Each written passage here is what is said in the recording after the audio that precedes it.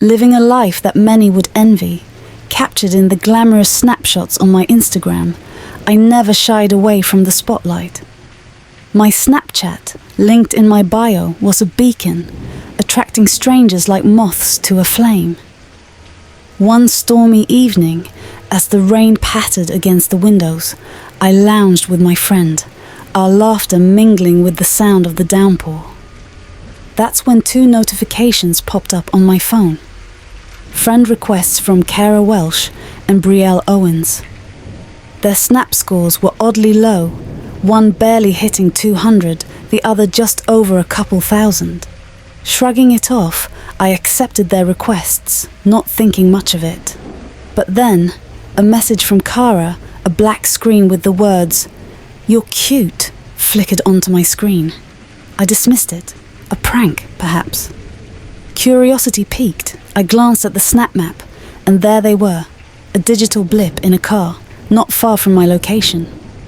The night grew darker, the rain heavier, and I knew it was time to head home. As I drove down the deserted highway, a lone car trailed behind me, its presence unremarkable until it followed every turn, every exit leading to my house. My pulse quickened as the car halted behind my driveway, its intentions obscured by the veil of rain. In a panic, I dialed my dad, his voice a lifeline as I urged him to come outside. The mysterious car retreated only when he appeared, its occupants hidden in the shadows. Relief washed over me as I dashed into the safety of my home, but my dad's words sent a chill down my spine. "Men!" I echoed, the implication dawning on me. He had seen them. 3 imposing figures, their gaze lingering before they vanished into the night. The terror didn't end there. The following night, the sounds of stealthy movements outside my window jolted me awake. The fear was paralyzing, the certainty that someone lurked just beyond the glass. And then, a voice, chillingly familiar. "I know you're up. Don't move a muscle." It was my dad, his voice coming from somewhere near my bed, a guardian against the unseen threat. Footsteps retreated, and he assured me it was safe, watching as the same car from before drove away into the darkness. Now, we live in a state of constant vigilance, the dread of nightfall looming over us. My dad stands ready to call the authorities at the slightest provocation, and I too am on edge, prepared to share any updates should this nightmare continue. As the nights grew longer, and the shadows in our home seemed to stretch and twist with a life of their own, my father and I found ourselves caught in a web of paranoia. Each creak of the floorboards, each whisper of the wind against the windows sent our hearts racing. We were prisoners in our own home, the fear of those unknown men lurking just beyond our doorstep. The following evening, as the sun dipped below the horizon, casting an orange glow that soon gave way to the inky black of night, I received another message on Snapchat. This time, it was a picture from Brielle Owens, a grainy image of a car parked down the street, its headlights off, but the silhouette unmistakable. The caption read, "Can't stay away." I showed my dad the message, and we decided it was time to take action. We couldn't live like this, jumping at shadows, afraid of what might be waiting for us in the darkness. We called the police, and they promised to patrol the area, to keep an eye out for the car that had become our tormentor. Hours passed, and the police found nothing. No sign of the car, no trace of the men who had terrorized us. It was as if they had vanished into thin air, leaving us to question whether we had imagined it all. But the fear remained, a constant companion that refused to leave our side. That night, as I lay in bed, the silence of the house around me, I heard it again. The crunch of leaves, the soft tread of footsteps. I held my breath, listening. praying that it was just the wind, just the house settling.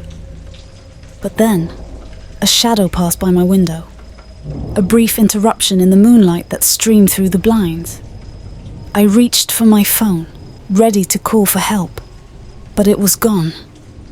In its place, a note written in a hurried scrawl. "Don't look outside." My heart pounded in my chest as I realized the game had changed. They were no longer content to watch from afar. They were here inside, playing a cat-and-mouse game with me as the prey. I mustered all the courage I had left and crept to the window, peering through the blinds. There, in the moonlit garden, stood a figure, motionless, watching. I couldn't make out a face, couldn't see who it was, but I knew. They were sending a message. They could get to me anytime, anywhere. The next morning we found footprints in the mud, leading away from the house, disappearing into the woods that bordered our property. The police said they would increase their patrols, but we knew the truth. We were on our own, facing an enemy that seemed to know our every move, an enemy that was always one step ahead. As I write this, the fear is a constant knot in my stomach, a weight that presses down on me with every passing second. But I refuse to let it consume me. I will update you if anything else happens, but for now we wait, watch, and hope that the dawn will bring an end to this nightmare. Ever since the new Snap Maps feature rolled out, it's been like an open invitation to peer into anyone's whereabouts, provided they're willing to share. I, for one, had it turned on, not out of vanity, but perhaps out of a naive sense of openness. High school can be a strange place, where even the oddest of ducks are expected to swim in the digital pond of Snapchat. And there was one particular duck, a girl named Zoe, who had always paddled her own course since we were kids. No one could quite put their finger on it, but something about her just didn't sit right. One chilly December evening, my phone buzzed with a new friend request. Zoe Zaney added you. Curiosity got the better of me, and I added her back. Almost instantly, she sent a snap, a photo of me in the cafeteria, followed by a video that zoomed in on me as I left the room. The caption, "Quite the charmer, aren't you?" sent a shiver down my spine. I brushed it off, but deep down I knew I should have hit block. That night, as I lay in bed, my phone lit up with a barrage of messages from Zoe. "You're on Maple Drive, right?" she wrote. I foolishly confirmed, and her messages grew more frequent, more insistent. I decided to ignore them, hoping she'd lose interest. But as I drifted off to sleep, I couldn't shake the feeling that something was off. The next morning, I awoke to a draft from the open window and closet door. My heart raced as I pieced together the puzzle.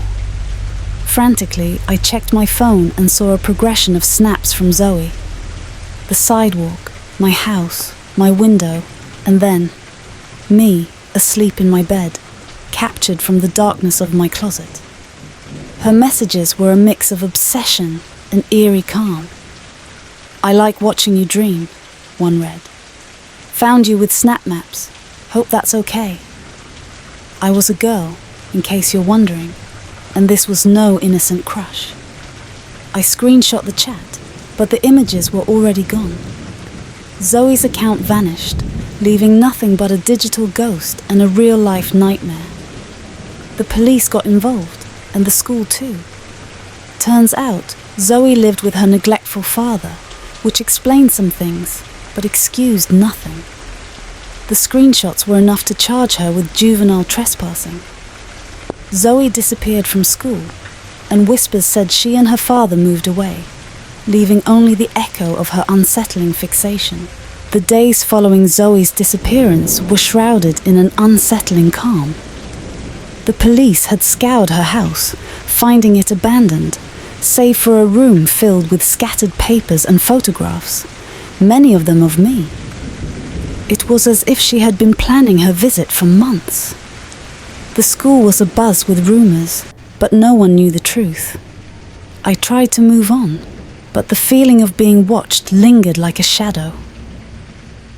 One evening, as I walked home, the crunch of leaves underfoot seemed to echo behind me. I spun around, half expecting to see Zoe, but there was nothing. Just the empty street and the fading light. I quickened my pace, my heart pounding in my chest. When I finally reached home, I double-checked every lock and closed every curtain. But the sense of security was fleeting. That night, I received a notification on my phone. It was a friend request from a new Snapchat account, Zani Zoe Returns. My blood ran cold. Hesitantly, I accepted, and immediately a snap came through. It was a photo of the moon, full and bright, with a message. Isn't it beautiful? We're both looking at the same moon. I didn't know how to respond. Was Zoe back? Or was this someone else's idea of a cruel joke? Days turned into weeks, and the snaps kept coming. Each one was innocent enough. A flower, a sunset, a street corner. But they all carried the same underlying message. I'm still here. I couldn't shake the feeling that Zoe was close, watching, waiting. The curiosity was maddening. Who was sending these snaps? And why? Then, one crisp winter morning, I found a note tucked under my door. In familiar handwriting, it read, "Meet me at the old playground tonight. I have something for you." The playground was where Zoe and I had first met as children. It was a place of innocent memories, now tainted by fear. As the day dragged on, my curiosity battled with my terror. What did Zoe want? And what would I find if I went there? As dusk settled, I made my decision. I would go, not because I wanted to, but because I needed answers. I needed to know if the nightmare was truly over, or if it was just beginning. Last summer, when the days were long and the air was filled with the promise of adventure, I was an avid Snapchat user. My friend, whom I'll call Ben for this tale, and I would exchange snaps regularly. Our faces often adorned with the latest filters, our laughter captured in fleeting moments. But one night, Ben's snaps ceased, and in an attempt to rekindle our usual banter, I sent him a couple of humorous selfies. Time ticked by, and there was no response, not even a chuckle. Concerned, I texted him, only to be met with silence despite the glaring red notification. It was unlike Ben to ignore me, and a sinking feeling began to take root in my stomach. The mystery deepened when another friend mentioned, almost in passing, that Ben had lost his phone. A chill ran down my spine as I realized someone else was lurking behind Ben's account. Someone who had access to his personal information, and potentially mine. I reached out to Ben through his home phone, and the fear in his voice confirmed my worst suspicions. His phone was indeed missing, and now a stranger held the key to our private worlds. I promised to confront the intruder through text, but my messages were met with eerie silence, punctuated only by the haunting read receipts. Then a snap from Ben's account arrived. My heart pounded as I opened it to find a man with a grotesque grin. His intentions as clear as the chilling caption, "Coming over." That night, as the clock struck 3, a blinding flash jolted me awake. The room was stifling, the air conditioner's hum silenced. I turned towards the window, only to be met with another flash and a searing pain in my eyes. Blinking through the agony, I saw him, the man from the snap, half inside my room, camera in hand. My scream shattered the silence of the night, a primal sound of terror. The man's face, now etched into my memory, was the same twisted smile that had haunted Ben's Snapchat.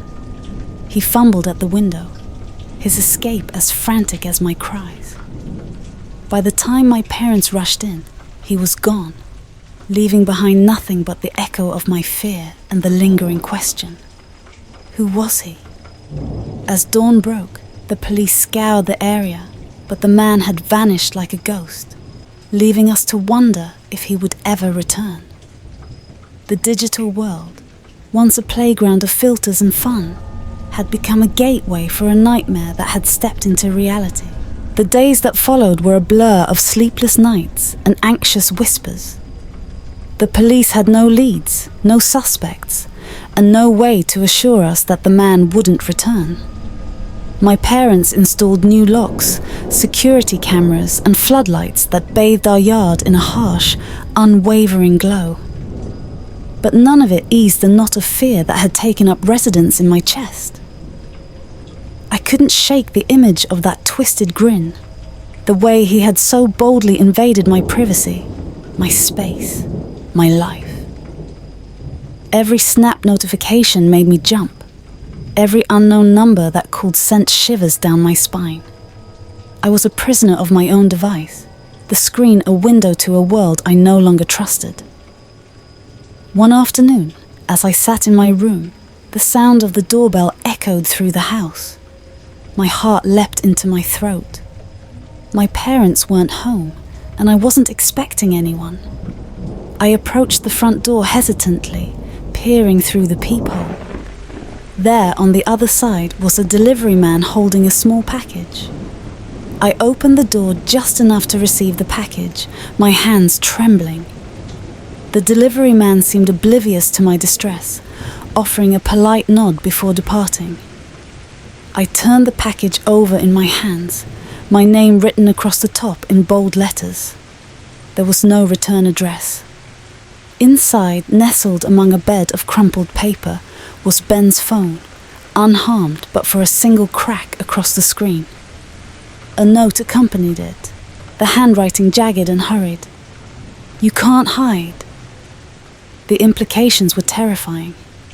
He had been here, close enough to leave this package at my doorstep. The police were baffled, unsure how he had managed to slip through their watchful gaze.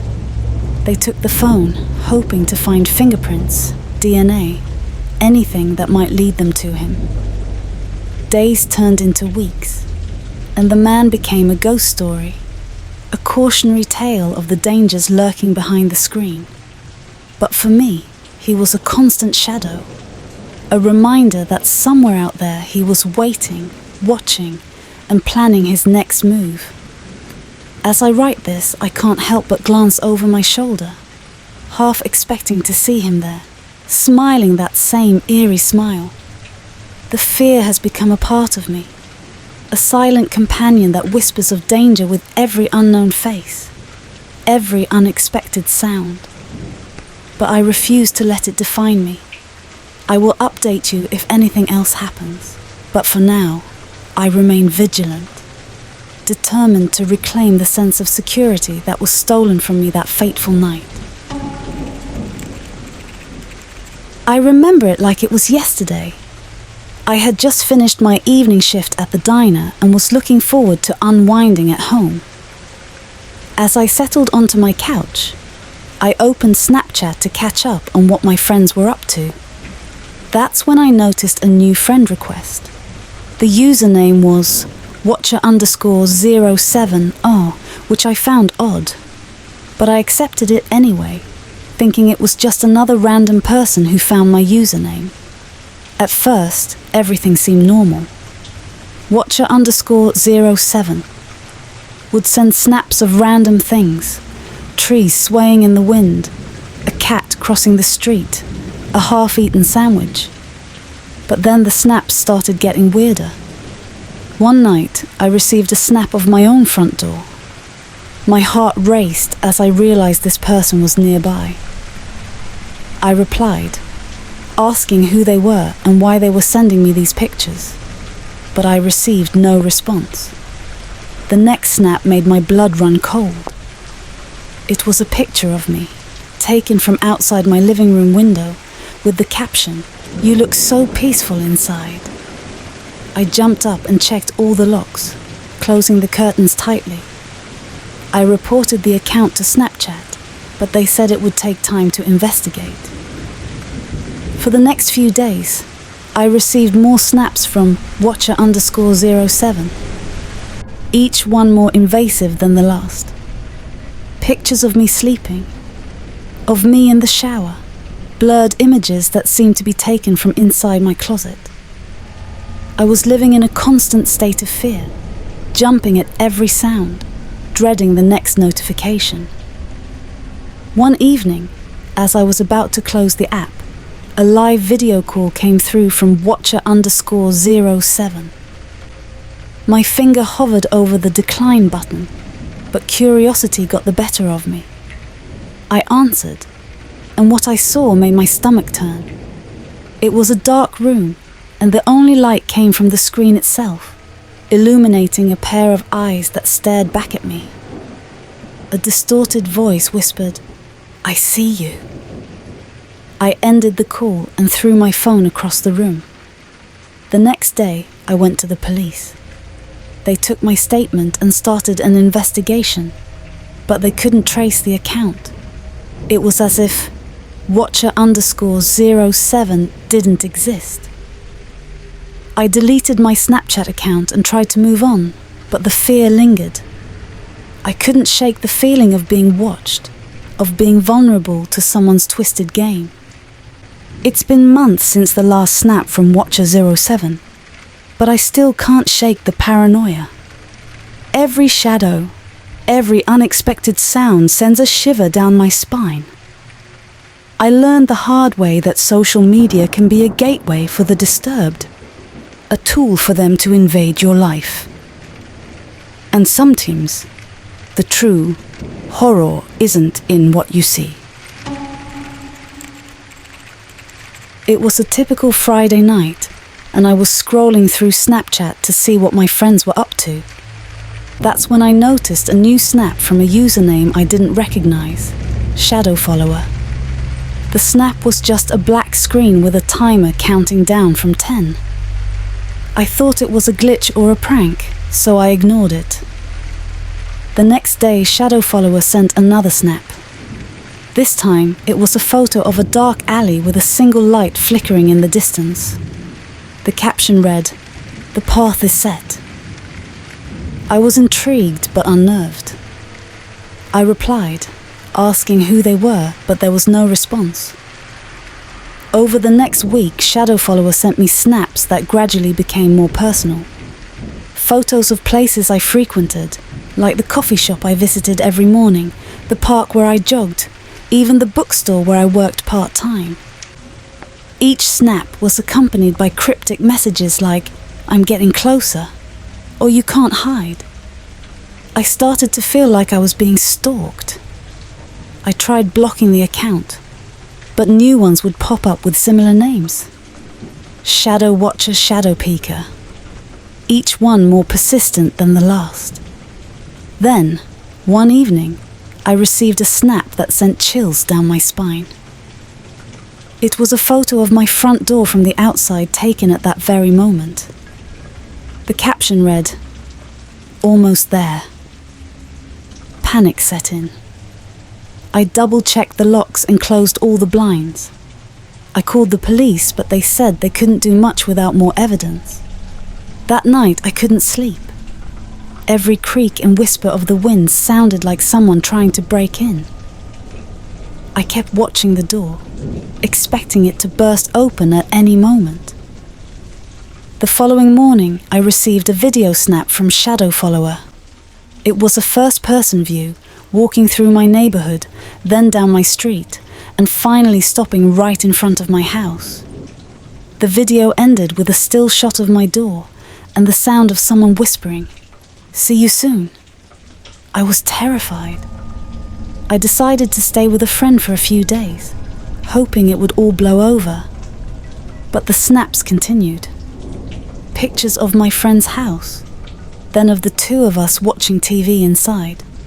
Shadow_Follower was relentless. One day, I had enough. I replied to one of the snaps, demanding to know what they wanted. To my surprise, I got a response. A snap of a piece of paper with the words, "Meet me at the park, midnight, come alone." I knew it was a bad idea, but I needed answers. I went to the park that night, my heart pounding in my chest. I waited for what felt like hours, but no one showed up. Then my phone buzzed. It was a snap from shadow_follower, a live video of me standing in the park, taken from the shadows. I spun around, trying to spot the person filming me, but there was no one there. The video ended with a message. "You're brave. I like that." After that night, the snaps stopped. I never found out who Shadow Follower was or what they wanted, but the fear they instilled in me lingered. I became cautious of every new friend request and wary of the shadows. The experience taught me that sometimes the true horror lies in the unknown, in the realization that someone can invade your life without ever revealing their face.